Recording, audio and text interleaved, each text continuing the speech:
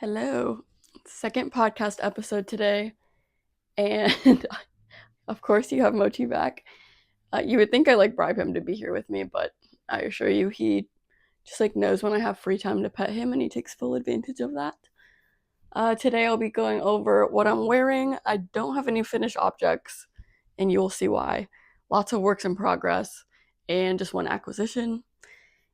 And if you're wondering if my hair looks really wet, it is because it is. I've been so tired lately and I needed a wake me up. So a little midday shower and I did not have the energy to do it. So I apologize if I'm looking a little crusty, but it is what it is. Okay. So I'll start with what I'm wearing. It is the basic mesh vest by Jewel Makes. I'll have it linked below. She's not on Ravelry, so it'll be either her personal site or her Etsy. And it's a made to measure. You can use any yarn that you have in stash, any hook size. Obviously, adjusting for a thinner or thicker weight yarn is going to give you a completely different effect. Hers goes pretty high neckline, so it's I would say right under the collarbone, and she does 2 ties, and I modified it to be a little lower and have 1 tie. I used Hobie. It's they're 100% cotton 8-4. It's either their Friends or their Rainbow. I've heard that they're the exact same thing. It's just different colors. So I don't really know why they separate them. But whichever one has a sage green is what this one is. Sage, eucalyptus. He's going to hit the mic. The only thing, so I do want another one, I think in a cream color like she has. And I would make it a little higher. And then I made the armpit a little low where I don't know, I think I overcompensated because I hate when things cup right under my armpit. I do not like that feeling. It feels gross to me. But then I definitely went down a little too low where I could have gone up at least an inch. So I don't really think it's a big deal. It's a layering piece and it's a little flowy, and if it's a little oversized, that's fine. But I'll make another one eventually and make those modifications. So I will get into what I've been working on, and I'll start with what you have seen already. I feel he always makes it a little more chaotic than it needs to be. Oh, I got lots of sweet comments though about him, so I do appreciate that. So here is my clay sweater by Ozetta. I have made quite the progress on this. I think I was midway body last time I showed, so I finished that body, just repeat pattern, did the bottom ribbing. I think I shortened it by 1/4 of an inch. I thought it was long enough. As a refresher, I'm using the Barocco Ultra Alpaca in the color Buckwheat, and it's a tricolored undyed yarn. I did have to buy more of it. I bought 1 more of the skeins from Wool & Co, and you can get free ball windings. So that was really nice. Very convenient. I also did the collar. I actually did the collar before I finished the body because I've heard on a podcast before, which makes total sense, that when you have just a neck hole here without the collar, it's much wider than you would think, and it kind of makes it lay a lot longer. So when you cinch it in, it could bring the body up. So ever since I've heard that, whenever I run out of yarn, which the yarn's on the inside, but it was around here, before I attached a new ball, I did the collar and then went back to the body so that I could try it on and accurately see where it was going to fit me, how long it was going to be. And then, okay, sir, he's very, very cat when it comes to yarn. I just started the first sleeve here, so it has some German short rows. I think I just finished the German short rows, and now am just working in the round on the same pattern repeat that these rows have. I have taken a break from this. It is just very repetitive, but also some exciting test knits. So that is actually the main reason why I've taken a break. But I will show you the other thing that I showed last time and then go to those test knits. It is the Anchor Summer Tea by Petite Knit. Will not spend too much time on this because I really don't have. I think I might have done like a couple inches on the body, and that's about it.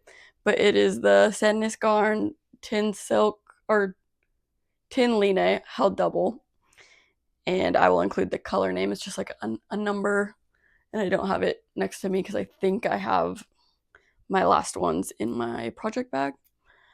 But it's a very easy, I think, super beginner friendly. There's not even any like short rows, which I kind of wish there were, so that the neckline would kind of stay down like that in the front instead of riding up. I anticipate that that is going to be not an issue, but just a likelihood that it will occur. And it's fine. I'm fine with it. I just put a stitch marker on the bottom so that next time, which I feel like if I work on it, I only have a couple more inches to do before the bottom ribbing, so there won't really be a ton of a reason to have the progress marker, more so if it's like up here and then I show you next time I've done, I don't know, this much. But I am curious.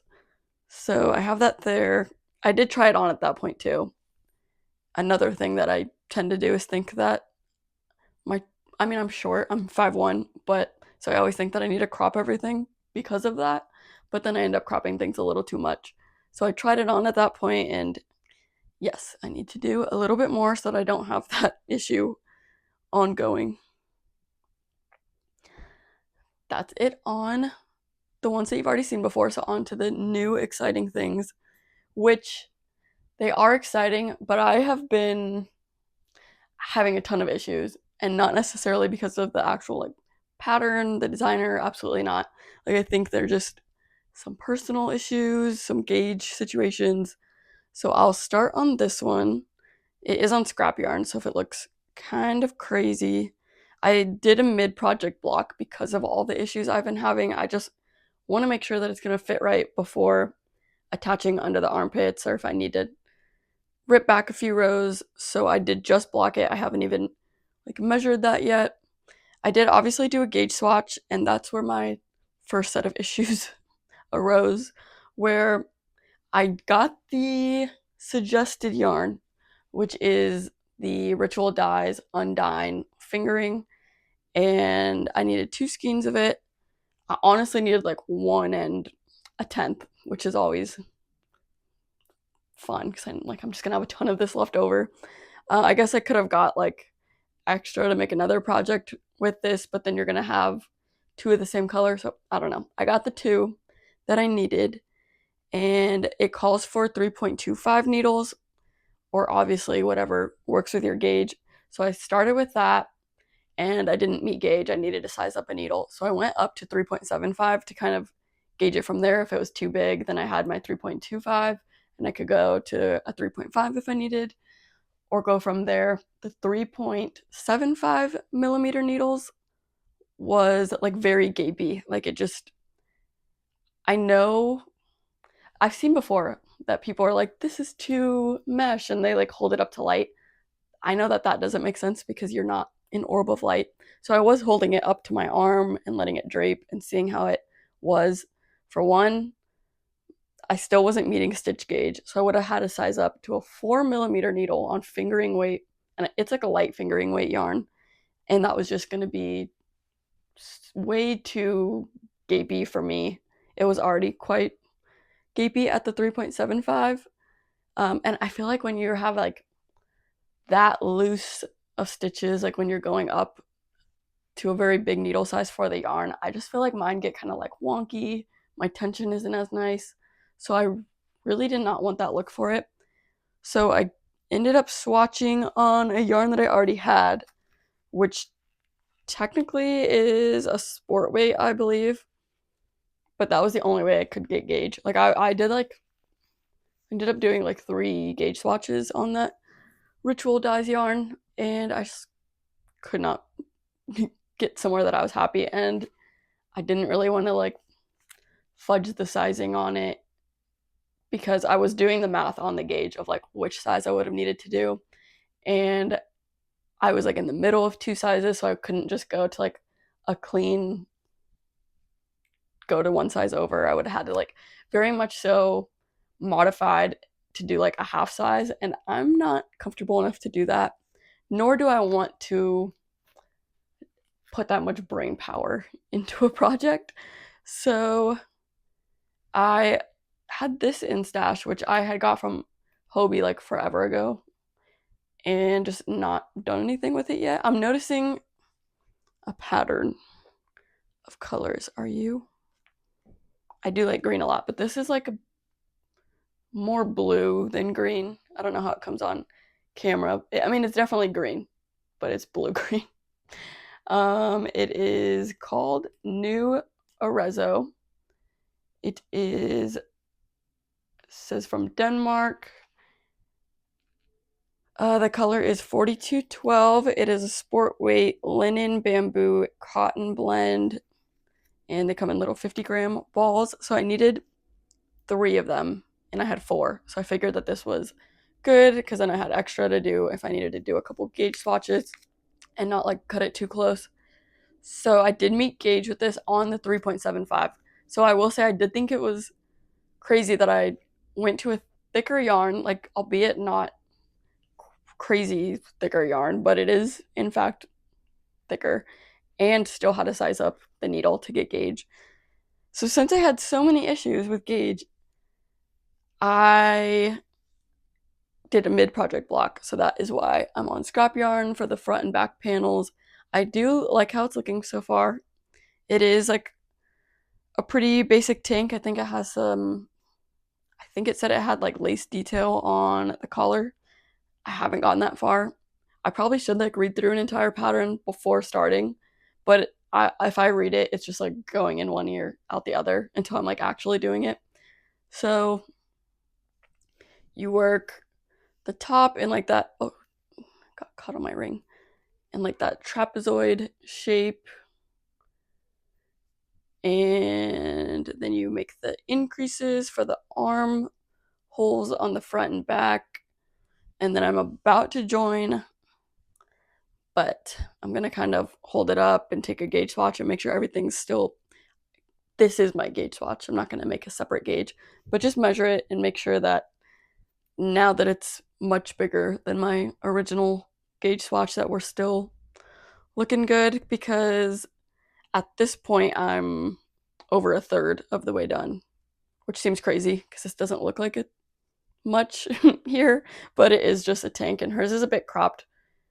I think I will make mine a little longer so that I have more versatility with it. I have plenty of cropped items, but I want to diversify my wardrobe a little bit and have options for this item. But it'll be perfect in the warm months with the content, the linen, bamboo, cotton. Like, doesn't get much better than that in the summer. And then on to, I didn't even say, I'll put it in the beginning, but this is a Freshwater tank by Jessie Maed Designs. That's crazy. I'm sorry. Second episode, I'll get better. I promise. My next test knit, which I will say in the beginning, is the Bergamot Pullover by Andrea Gaughan. And I am in a very similar position of it here. This is a sweater and not a tank. You'll notice it's not on needles because I am about to rip it back, which quite literally breaks my heart. I am having a lot of issues, and it is not the pattern's fault. Like, both patterns are written so clearly, very concise. Like, I have no issues. I haven't needed to ask any questions. Like, it's been very straightforward, perfect, easy. The first one was obviously the gauge situation. This one, I usually don't have like rowing out issues, and I have done a mid-project block again. So it's definitely better. Like, the rowing out was, to me, I know I can be pretty hard on my work, but so hopefully you can see it, and I don't know if you will. I also have been like tinkering with it on the back and like pulling, if a certain row is like a little looser, probably the purl row is like trying to distribute that throughout. So that just like took a whole lot of time, and it does help, but when it's not like a one-off row and you're getting it kind of often, like there's only so much you can do.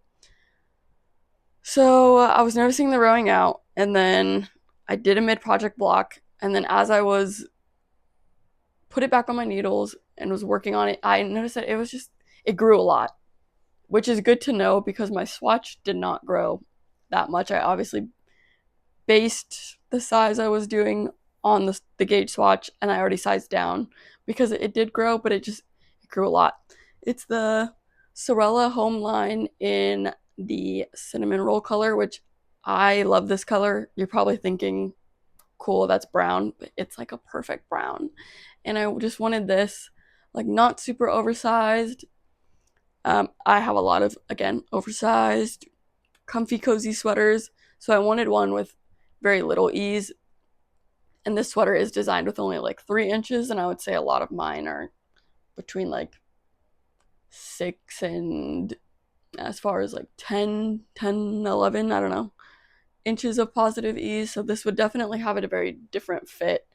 The yarn is so soft and so squishy. Like, I got this at Flock, and I've been waiting to use it when I got picked for the test knit. I thought, perfect, I have a sweater's quantity. I thought I bought a vest quantity, which is crazy because I bought 500 grams, which is definitely a sweater quantity. So the pattern calls for a fingering and a mohair or just a DK weight. This is like marketed as a DK, but I would say it's like a heavy DK, tiptoeing to worsted. So I did a gauge swatch, and like based on that, I did size down because, again, I wanted to keep like the lower ease, and if this was like a couple stitches fewer than what should have been on the gauge swatch, meaning it would have been much bigger than intended. And so I did the math, and based on sizing down, I would have like gotten right at around 3.5 inches of positive ease, which I was very much okay with. But I did the math, I double checked the math, and I know it was right, but this just grew more. I think it just being on like a larger scale, which I do like pretty decent sized gauge swatches. I'm not doing like the 4x4 exactly. Like, I do much bigger than that. But this is why a mid project block, I think, is always helpful, because it was going to be huge. I ripped it back a ton to where I took out a few rows of increases on both the front and back, and then I cast it on less. I cast it on none on the arm, under the arms, because it was only like 2 to begin with. And then I should have got myself back in a place where it was to the ease that I intended to have. But when I started working again, I just then noticed like there are still rows that have the rowing out. My tension didn't seem like exactly the same, but I kind of chalk it up to, well, this has been blocked, this hasn't. And then I thought, well, I need to check that. Is that the only reason, or is my tension a little bit different? Is it because I used yarn that's already been frogged back, which I did steam, so it wasn't like super ramen noodly, but I haven't used yarn that was super wavy either before, or just wavy, I should say. And then, so I did another mid-project block for like the last, I would say like 1.5 inches, 2 inches, and it just still seems a little bit wonky, not the greatest tension, and I'm sure that to the average person looking, they wouldn't notice. But with the other instances where I'm already rowing out or having some wonky stitches, and then I just don't want there to be like a harsh delineation of where I did the mid-project block and started again, and I feel like there will be. So I do think I'm going to rip this back. I took it off the needles. It is staying because it's been blocked like twice. I'm going to mull it over for like one more night, but ultimately, like, it is a test knit, and so there's like a due date, and I can't just like put it to the side and think about it for a super long time. And I think these are my first 2 test knits that I happen to get at the same time. I've gotten a few crochet tests. I always want to call them test knits too. Crochet test garments. And I haven't had that many issues. I can think of one where when it blocked, the stitch just like lengthened and the in width, and then the length just like shrunk up a crazy amount. So I had to start that one over a few times. But nothing quite like this. And it's making me just like question if I want to do test knits. I think it's obviously very helpful for designers, especially like small designers that need people in every size, where it definitely helps with like marketing. Like the obviously I know the benefits of it, but this is not like my full-time job. And so to add like 2 more deadlines where I'm having issues, and it's nothing that I can like ask them for help on, like rowing out in the gauge is definitely just something that you kind of need to make work. I think I'm honestly like shocked by this because I only noticed rowing out really in like plant fibers, like my sabai top that I did with Sadness Garden Lena. I noticed a little bit of rowing out, and I just kind of chalked it up to like it has less give. I don't normally get it with plant fibers, like none of my other projects. I worked back and forth on the clay sweater here for a good portion of it, and a lot of it is in the stockinette. Like obviously you wouldn't really see rowing out in the texture here, but I don't notice any in here and like a ton of other projects that I've worked on. I think if you held it with a mohair, I've heard that like kind of helps it, but then I would be way off gauge because this is written for fingering with a mohair, not a DK with a mohair, so I can't do that. So let me know what you would do. I have a feeling I will start it over. I just don't want to invest like a ton of money and hours into something that I'm not fully happy about. So I know ultimately like I could just get this done for the test knit purposes, but then I'd have to undo a whole sweater that I'm not happy with, and I'd rather undo it from here where I'm only like 1.5 skeins of yarn in instead of like 5 of 5.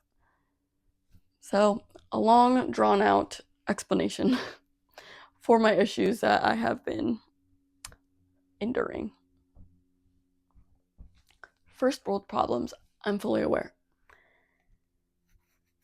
My one acquisition is this really fun Candy Shop Yarns.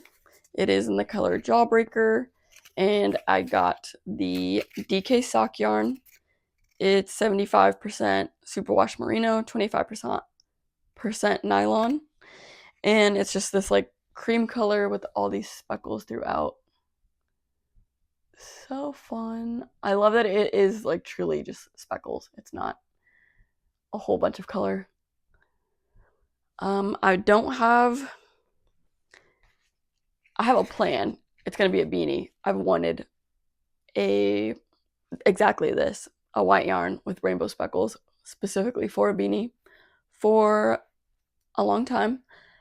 I don't have an intention to make it soon, which you're probably like, why'd you cake it up then? I just got a Swift like a few months ago, and it is so freaking squeaky. And I emailed Nitpicks about it, and I'm certainly past like a return window, but I just hadn't used it for a long time because I used yarns that already came like in like this fashion, whatever this is called, where I didn't need the Swift. And then when I finally used it, it was so like obnoxiously squeaky, and it had quite a bit of resistance. So I just knew like something wasn't right about it, and I needed to send them a video. So I kicked up a ball of yarn, and I only needed one of these for the project. So I thought that would be okay because I didn't want to have like one wound up for a sweater and then have all the other ones and have maybe like the yarn kind of stretch out. I've heard if you don't use it right away, you really shouldn't cake it up. But it's a beanie. It'll be fine. I will not waste your time stuffing this back in here. So that is all for today. Let me know what you're working on. I would love to hear that and to get some inspiration. Let me know what yarns I should try. Hopefully by the next episode I have 2 test knits done and I can show you what I ended up doing with that pullover. Thank you so much for watching up until this point, and I'll see you next time. Bye.